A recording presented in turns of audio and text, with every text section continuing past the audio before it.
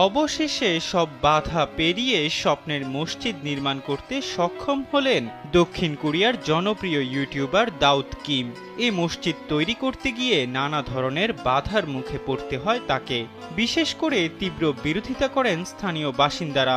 তারপরও দমে যাননি দাউদ কিম। শেষ পর্যন্ত নিজের ব্যক্তিগত ইনস্টাগ্রাম হ্যান্ডেলে দেয়া এক পোস্টে জানান মসজিদ নির্মাণ শেষের কথা। দাউদ কিমের নির্মিত এই মসজিদটি দক্ষিণ কোরিয়ার ইনচিউনে অবস্থিত। ইনস্টাগ্রামে পোস্ট করা ভিডিওতে তিনি ইয়ংজং দ্বীপে মসজিদ নির্মাণের বিভিন্ন পর্যায় দেখানোর পাশাপাশি সাহায্যকারী দলের সঙ্গে পরিচয় করিয়ে দেন। সেই পোস্টের ক্যাপশনে দাউদ কিম লিখেন, আলহামদুলিল্লাহ, আমি অবশেষে এটি করতে পেরেছি।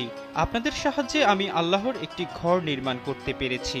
আমি জানি অনেকেই ব্যাপারটি নিয়ে কৌতূহলী ছিলেন, কিন্তু আমি কখনো মসজিদ নির্মাণের স্বপ্ন থেকে আমাকে ফিরিয়ে নেব না।